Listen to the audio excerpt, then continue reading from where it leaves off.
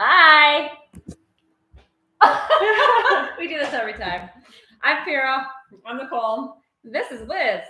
I'm a guest speaker today. She's our special guest. So welcome to the scoop. I'm glad to be here. It's super exciting. Awesome. Sorry we had some technical difficulties. Surprise.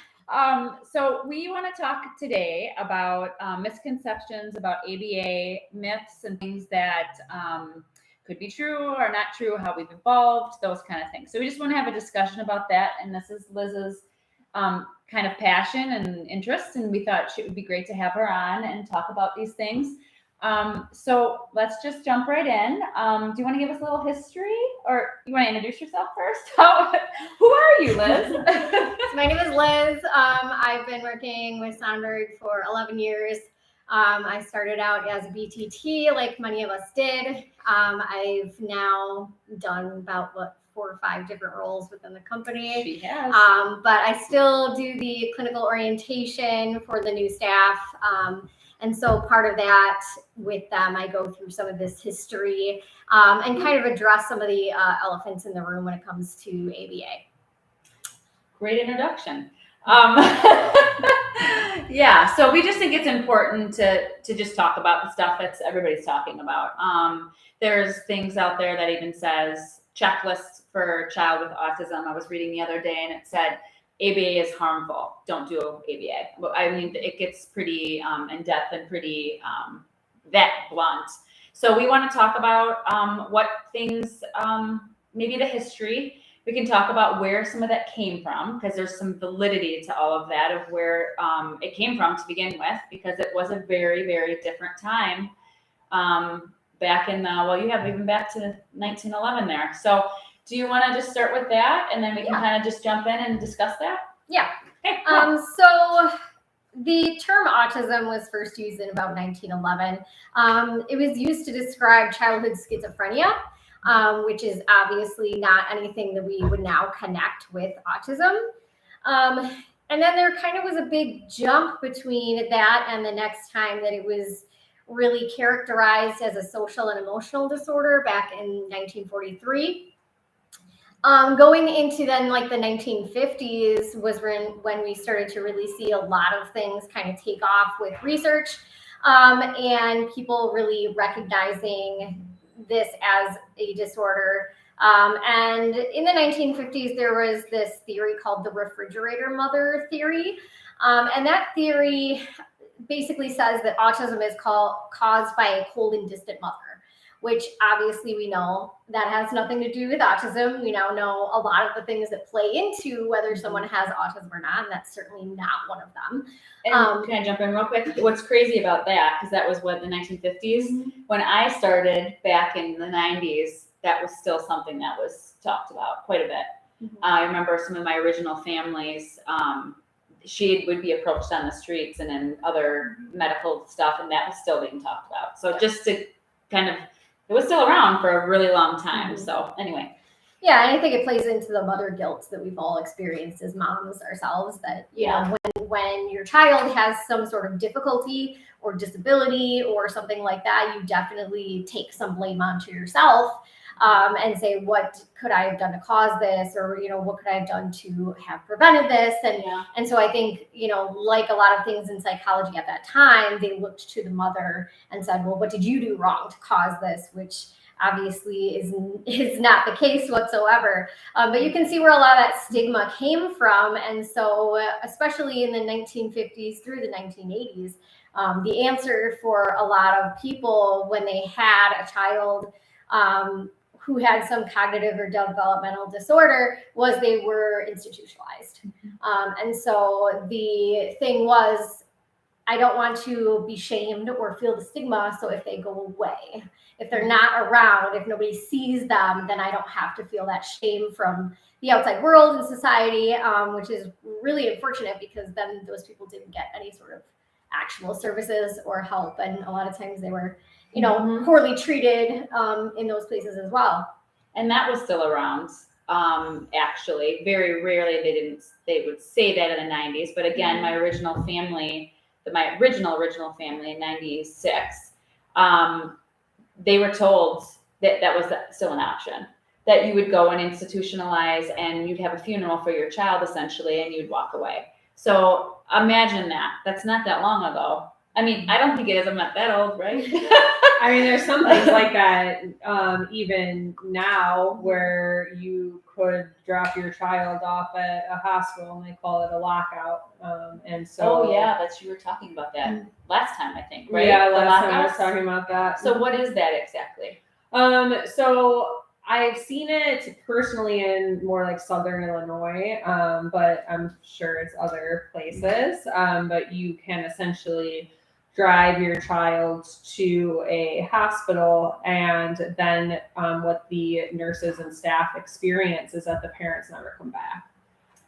Oh, So Like then, that abandonment situation. yeah, exactly. So then what would happen is we would get called on certain cases to go and help, whether that was like training the nursing staff or whether that was doing ABA and being one-on-one with that individual until there was another like place for them to go, whether that be like a residential facility, whether that be foster care.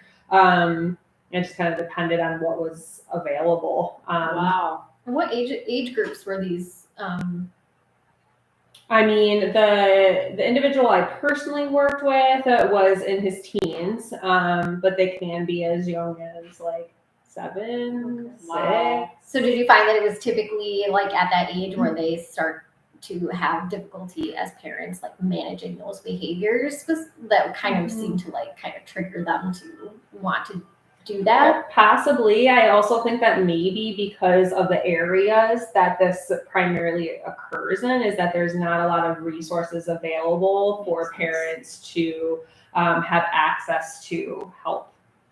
So that might have been their only option. Yeah. Yeah, and it makes you wonder how when ABA was still kind of in its infancy and wasn't covered by insurance, that unless you were, a wealthy family that could afford out of pocket, there were a lot of those people that didn't have those resources. And so how many other families went through that situation of they just didn't have anything. And so then they down the road ended up in that situation where, they didn't have any. I mean, there's still a lot of areas in the world where like there's not resources. So, I mean, I've heard of families moving to places that that happened a lot in the 90s. Mm-hmm. A lot, because Wisconsin was one of the first. Well, in this area it was, the replication. I know you're going to get to Lobos, but he's the grandfather of getting all of this. And so Dr. Sallows out of Milwaukee was somebody that replicated his site. So I was a part of some of that research. I had 3 or 4 kids. So I'm very familiar with that. I'm very familiar with some of the things we're going to talk about because you do, in order to get that research, it's very strict and very specific and that's what research does and is. So and then if you look at our last podcast with equitable access and because you brought up parents not being able to afford it, that was one of the reasons we chose the model that we did, because only you had to have essentially two adults living in the home, or you had to pay somebody to come into that. So that really sets each family who is getting those services. And I had a family that actually lived out in New York, had a apartment here, and it was still cheaper. If you think about ABA services and what it can cost, do you guys know what the stat is? It's up to 150, right? I was just going to say, it used to be around 60 to 75. And then it was and I think it's all up to 150 depending on a lot of stuff. But back in the day, it was unlimited here too. So you could easily be in the hundreds of thousands for a year. So flying and back and forth and paying somebody to stay with your child or whatever was actually cheaper than paying out of pocket in New York, for example. So again, we talked a lot about equitable access and how things are structured. That's why Sonnenberg has the structure that it has because of those reasons, because the hope is that the access is available. So, but that's what made me just think about what you had just said with single parents. So anyway, what was next after that? Absolutely. So in the 50s, 60s, 70s, they started doing a lot of research / experimentation to kind of start to develop different ways of teaching individuals with autism. And the most popular one in the 70s was the electroshock and aversive punishment techniques, which, looking at it now, is not something that we would do or utilize. And despite their, at the time, effectiveness, they were not ethical ways to treat somebody with autism. And so then going into like the 80s, when it first came into the DSM-3, and then 87 was when Ivar Lovaas had his big study and started developing all the behavioral therapy that ABA is kind of based off of now. But the main goal, and this is just, I guess, my opinion of it, but the main goal of ABA at that time was really to make the kids as normal as possible. I mean, would you guys agree? They would say, the name of cure was thrown around all the time. Right. That was a big one. What was it, in the 90s, early 2000s? It was find a cure. Everything on TV was find a cure, find a cure.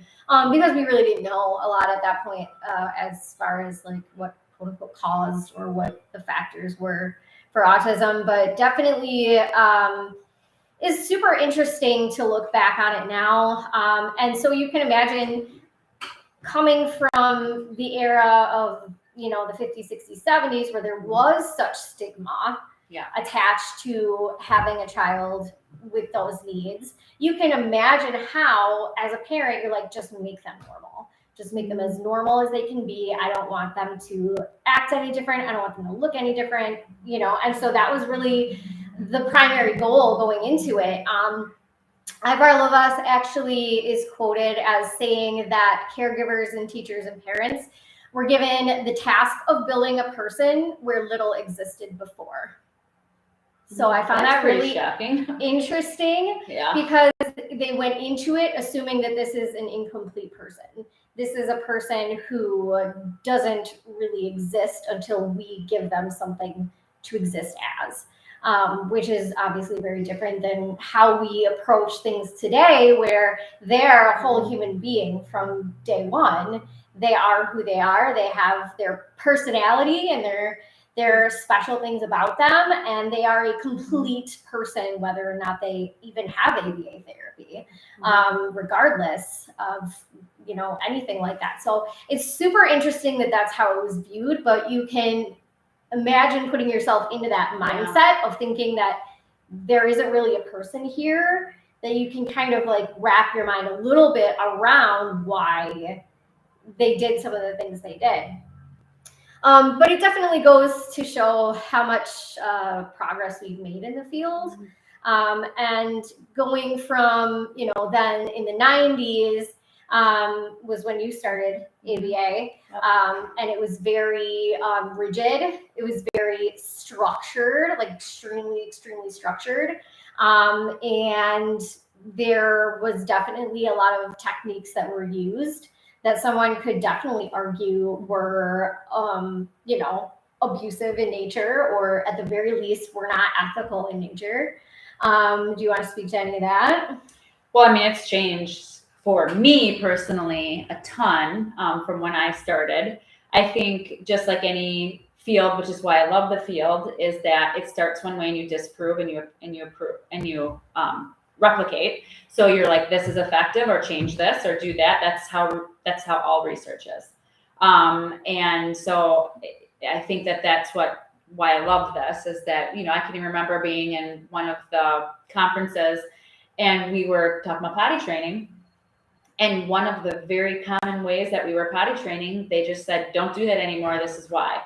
And we're all like, oh, so we had to totally change like protocol. Mm-hmm. So like, that's what I love about it though, because it's interesting and you have to keep learning and you have to keep, the history also, you said this the other day, Nicole, between, I don't know if it was the three of us or not, but the times change too, Mhm. like you were just saying, and even cultures and backgrounds, because we have families that come from different backgrounds and different countries and things, and it's still very unacceptable to talk about it, to have a label, I mean, you can go on and on from whatever, and we have to be very respectful of that each person's background, ethnicity, everything, religion, and implement that. That's actually, we'll get to one of the myths, or one of the things you do have to be careful of, is because we do care about the human being. We do care about the family. We do care about each individual, family, really, essentially, kid. So do you have something that you want to say about that? Because I thought that was super interesting when we were talking about that. Yeah, I mean, as times change, you grow and develop in different ways as well. And that's also evident in our ethical codes, because that's also developed into including culture and awareness. So you kind of see that all woven throughout. You're also seeing a lot more research done on internal events and emotions, and how we talk about that and how we look at those different things. So yes, I mean, research also, along with society and people growing in the field and leaders growing in the field, start to develop different ways of doing things and having different perspectives. And that is kind of like everything. I mean, everything, if you look at in 1920, is way different now. Well, I mean, if you think about like the medical field, I mean, the fact that like they would look at like things like premenstrual syndrome as being like female hysteria, and they would like give you sedatives. They're like, oh, just take some Valium. It's just super interesting how like when you look back, there really is, in any field, whether it's psychology or the medical field, like there's so much that you look back and you go, oh my gosh, this is what they thought, this is how they did things. So it's definitely like all those other fields, ABA's really evolved. Yeah, I mean, and cures for autism. I mean, you hear everything from charcoal to bleach to, I mean, it was all. Look at the puzzle piece versus the affinity and butterflies and all sorts of stuff. Like the puzzle piece was the end all be all for how long, because of the background that you're talking about. Let's fix them. Was some of people's perspective of the puzzle piece. So anyway, that's a whole nother thing. But well, you either evolve with the field, you either make a choice to evolve with the field, or you make a choice to stay in the past. And I think it's the people that stay in the past and don't evolve and grow with the application of the field, how it is today, is where some of these stigmas still lie. And I don't think that's ever going to change. There's always going to be a stigma across everything. I mean, anything that you do, any type of like mental illness, there's different treatments for different illnesses.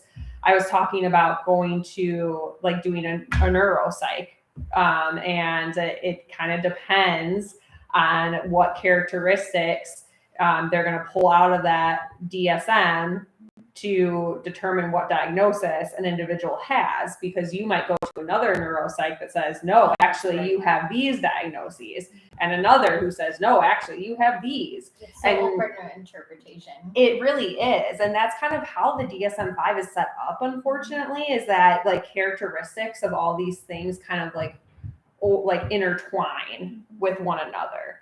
And everyone's always going to have a different perspective.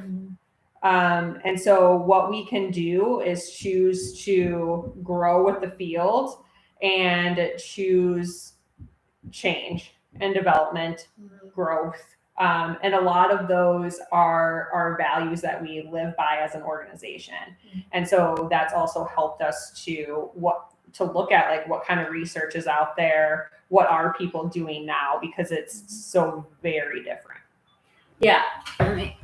Sorry, we're trying to, so you can hear us a little better because the little bubbles are really tiny, so I don't know if you can hear us. So that just made me think of like why we've done the podcast that we've done so far, because ACT that's a very new, when was that? I mean, it's been around for a while, but in the last 5 years, 6 years is we've really started to hear about that. And that's all done by research and trial and application and replication and all of that stuff. So some of the things I want to jump into are some of the misconceptions. And I know you have a little bit left, but I want to, it's kind of wraps everything up. So we're not talking to you guys for 3 hours because it's easy to do. Is we've talked about the cure. And then some of, one of the biggest ones that I can personally talk about is the robot talking one. And that, you know, ABA is going to make your kid talk like a robot. So it can. I'm going to be honest. It can. I've, again, worked with hundreds and hundreds of kids. Were there kids that talked very robotic and didn't have, you know, that affect and that up and down and your cadence and all of that stuff? Absolutely. There were kids. But again, perspective. Perspective is I've had kids that, you know, one of the main goals of the families was to have the child to have an actual voice. And that was their goal. So we went and committed to a route of how we're going to get their child to talk. And some kids did better with discrete trial, table work, and repetitive, and everybody doing exactly the same thing. And they were echolalic, and they would repeat you. And that's how we got them to talk. And there's kids that I'm like, cool, this is amazing. These kids can communicate with their families and their brothers. And they do sound more, you know, monotone and those kind of things. And of course we work on generalizing, and could we do a better job? We could always do a better job. But that was the choice. Instead of going a different route, is to get the language that we could by repetitive and so doing, and you have kids too that will repeat videos and different characters and different things like that. And they sound like those characters because that's what motivated them. And you know what? We're cool with that because it got them to talk. We try to generalize it. They didn't want to, like, but they're communicating. They're doing their wants and needs. So it's perspective as well.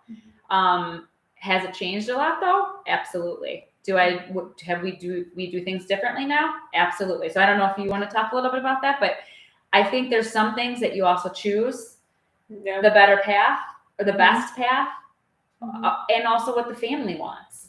And so I don't know if you guys want to talk a little bit about that. I think that's also important. I mean, yeah, we have all of our research procedures and all of our teaching procedures that are backed by research, and all of those areas, just like any other field has research in that field and teaching practices that they utilize.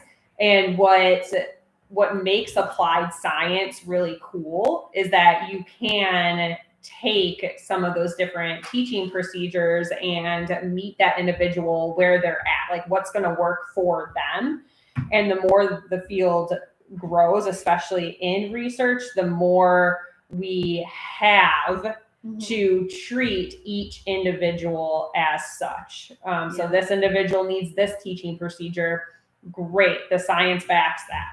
This person needs this. Great. We have all the guidelines and all the steps and everything that's been effective to teach that skill in this way. And so that's also helped us to be able to sit down and say, okay, we can make this choice or this choice.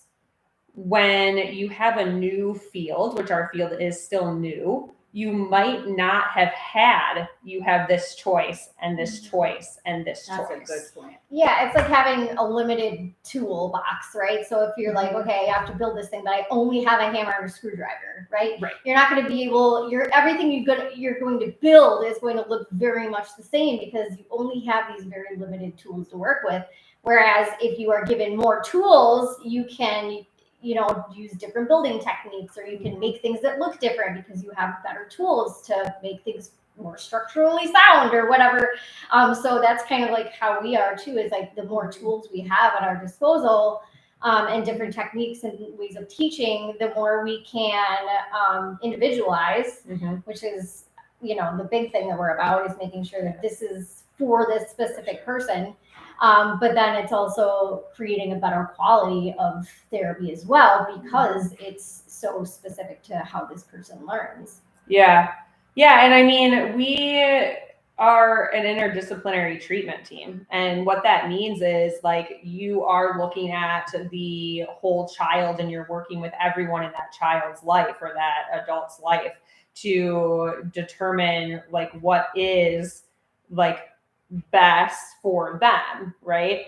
And our caretakers are the ones that are going to know that the best. And so we work very closely with them to determine what are our long-term goals.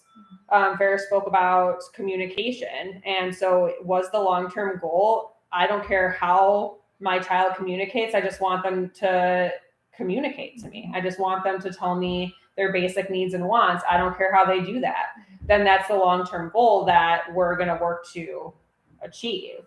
And every family is different on what those long-term goals, what they want for their child. And we have to work together to get to that and place. Sometimes even the child too, if they're at like a skill set where they can be involved in understanding what their challenges are, and can be a part of that process too, because I feel like that's really cool to see some of our younger kids, even like age 6, 7, are like putting together these contracts for their behavior. They're committing to like improving a behavior because they honestly see the value in it, and that's really cool, is that they can take part in their own treatment, and it's not just what the experts and the adults around them think or feel about the situation, or what we think is best for them. They really have a voice in the entire process, which is not something they had before. And the adults, it's a whole other thing. Is that what do they want? That's very different than what I want. Maybe. Well, the whole adult realm is person-centered planning, and then if you're not taking their perspective, first off, it's not going to work. You're talking about adults. So if I told you at like age 21 to like clean up your room every day, and you lived alone and weren't motivated to do that, then would you do that? No, you wouldn't do that. So with adults, it's all about like what is going to, what motivates you, what drives you, what goals do you want, both short-term and long-term goals for yourself in this life. I mean, at that age, it's like, like you kind of have to, they're almost pushed to decide that because how do you like get to the next step if you're not motivated to do that? But again, it's so different than what we would do. Knowing the field, we would do that to ourselves. So when we get to a place in our life where we're like, I don't really know which way to go with something, like we use those same tools to be able to say like, okay, what are my short-term goals, my long-term goals? And it's less about paving the road for them, and it's more about just helping them design a roadmap to get to where they want to get. And so I think that's really cool that it's not necessarily just about what other people want or what society even wants. It's about you as a person, and those are all applicable to us in our everyday life too. When we start to look at, how do I make a decision about going back to school or having more kids or moving to another state or, taking a different job? Like those are all things that, we would do ourselves, and it's not necessarily like, oh, this is for people with autism. This is just for people, which is, the way it should be. Yeah. The way the field should be. It shouldn't be necessarily like, well, these are for people with autism. It's just, these are for people. That's actually a pet peeve of mine. I'm really not a fan of like ABA equals autism, because that's not a like it's human behavior. It got connected in there, but ABA, yes, human behavior, it's socially significant behavior. Those are the things we treat. It's an applied science. That's an insurance thing, though. It's like, I know. Podcast, Farrah. Yeah, it's like, we can do another podcast on that. but it drives me nuts because, like, they don't want to pay. That's why. Yeah. because we are talking about humans. I don't care what diagnosis or label you have. Or no diagnosis. Or no diagnosis. And some of these principles will help you throughout life. Like look at reinforcement. Reinforcement is one of three major principles of ABA that make ABA what it is. It's universal. And who doesn't get reinforced? Do you go to work for free? Nope. Like I know you love us, Liz, but like seriously. I mean, we are all getting like that reinforcement. There's got to be a payoff, and it's not just with those things too. But I mean, something as simple as like, okay, like you have to take out the garbage, otherwise it smells in your house, like right? Mm-hmm. Like so you're reinforced by like not having a garbage smell in your house because you are taking out the garbage regularly. So I mean, it's like literally anything you can think of. You know, those principles apply to our lives. So yeah, I would love to see it being used more for other, you know, challenges or just like in general, you know, having some of those principles be brought into like classrooms and things like that. We talked about that on one of our podcasts is going into any business and redesigning and reaching that reinforcement and that motivation. That has nothing to do with autism. And the field is getting there. Like we are getting there, people. Slowly but surely we are, because we branch off into organizations. We branch off into ACT. The OBM is the organization piece. Like we are branching into other areas and other diagnoses as well. And some, not all, but some insurance companies will also recognize. Get it together, insurance companies. I'm serious, you guys. We're doing one on insurance. But I think that's where, you know, getting a petition. Kind of going back into some of the misconceptions or the, I guess, ugly past of ABA. You know, we now have this large generation or cohort of adults who had ABA therapy because mid to late 90s and then early 2000s, like we really just saw the field explode, and there was a lot more access to the therapy through, you know, either Medicaid or different insurance. And that was when it kind of became that gold standard for autism therapy. And so we now have a whole bunch of adults who went through ABA to say, this I liked, this I didn't like, this is how this made me feel, you know, and we're stupid if we don't listen to that. Like we're just fools if we don't listen to that. So, you know, there are a lot of very vocal autistic people. If you go on TikTok, even like you type it in and it's, you know, you get tons of creators who will talk about their experience, not necessarily with ABA, but just in general as an autistic person. And it's really good that they have, I mean, not only that they are at a point where they can like communicate all that to us, but they have the platforms as well. And we have the technology to connect with all these people.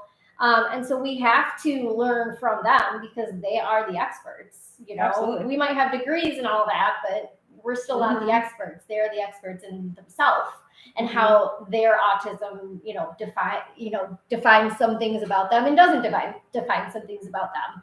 So it's like, it's really about listening to them and about validating if they had a bad experience, because there were bad ABA providers, there were bad techniques, there were, you know, things that weren't ethical that were done, or we didn't realize how unethical they were. And as we have grown as a field, we've had to come to terms with some of those things and say, okay, well, you know, when you know better, you do better.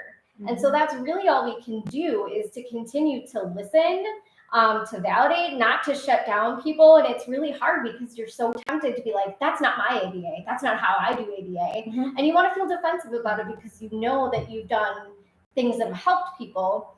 But you have to kind of put yourself aside and listen to what they have to say and the things that they have been through. And use that to do better as we go forward. And I think that that's just, you know, where the field is heading. The BHCOE was, you know, we're BHCOE accredited. those are all the standards for ABA to say, like, these are the ethical standards. These are the, standards for measurement for your data. And, how many different pieces of standard? I mean, hundreds. A lot. It's like a couple hundred different things yeah. that like you have to go through.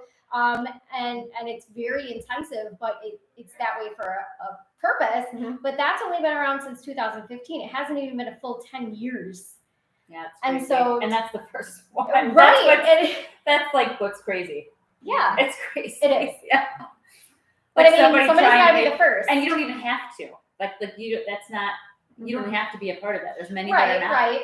But again, like, I think the same way that there are bad teachers and bad lawyers and bad doctors, there's bad ABA providers. And so, all we can do is try our best to be one of the good ones. And to learn from the mistakes of the past, learn from the mistakes of the present, and to continue to, push forward and be progressive in, what we can offer kids. And I think that ties in with what you were saying about, the different tools that we now have for everybody to use, and just how more aware we have to be of these people as people, and put the person first and everything else after, and really look at them as a human being. Unlike Lobos, they're not where there's no person there. We have to build a person. They are a person. And how are we going to help them be the best version of that person, the most successful, the most independent version of that person as we can? Yeah. So just to kind of wrap some of this up, is I was going through some of the misconceptions, and we've covered every single one because we're talkers too. So we hit it all. But just to summarize, some of the things are, we talked about reinforcement. We didn't talk about bribe versus reinforcement. And do you guys want to talk about that? Is there much you want to say? I've got a whole thing on bribery. Do you want to give an example? Yeah, that is definitely an issue. Really the separation from bribe versus reinforcement is reinforcement comes after the behavior that we're looking for. A bribe is like, I'm going to give you this to try and influence your behavior in this moment. Whereas the reinforcement is engage in this behavior, and then you get the reinforcement, which that is how we live our lives, right? I mean, we go to work first and then we get a paycheck. Yeah. We don't usually just get a paycheck and then, well, if I show up to work, I show up to work, but I already got my paycheck. So, I mean, a lot of that's just applicable to our everyday lives and how the world functions. But that's definitely a misconception, is that we're just bribing kids with Skittles and iPads. Well, and on top of that is, this isn't on my list, but this is off the top of my head, is you have families saying, like, you can't reinforce for every single thing that you're doing. And quite honestly, it's because the schedule of reinforcement isn't faded. So that's like the biggest misconception or it's happening and it hasn't been faded, and so kids have to have this. You have to say this. You have, there's a lot of things like that. So again, perspective. Again, was it done properly? Did you complete? You don't want to be giving whatever it is that access to that reinforcement after every single instance. So like that's really important. So that can be something that is a flaw of ABA, if that is not that whole. It's a balance. I mean, you can't have it so strict that then they don't get a chance to access that reinforcement, because then it won't be effective. Well, that too. So, it's about finding like the sweet spot, and only that comes from, trial and error really sometimes with the kids, is just figuring out like, you kind of like work your way in one direction. If you need to take a step back, take a step back. And that's where, it's a lot of like fine tuning and a lot of small adjustments. Because, large corrections and like, okay, we'll just throw all that out the window and start over isn't always the best, way to go about it. It's like small adjustments, fine tuning, and if you take it a step and that step's too big, take it back and make a smaller step. And that's the thing that I feel like we're really good at here, is we're really good at not just looking at like, what are the steps that most people would see to getting to this point? How can we make the steps smaller or easier or more in line with what their strengths are or whatever it is, to really, make those gains come through instead of just, getting into a roadblock where they're just stuck and going, oh, well, it didn't work. Well, and I think every parent can relate to that with just parenting in general, with anybody or even relationships, is, why are you in that relationship? Why are you not in that relationship? You lost access, or you don't have access to what you were prior reinforced and motivated by. So again, that's the big misconception of ABA, is that it's all the stuff we just talked about. It's life. It literally is life broken down into steps and into just simple principles. And I think that that's what's really important, is that perspective, and everybody's perspective in motivation and reinforcement is different. Mm-hmm.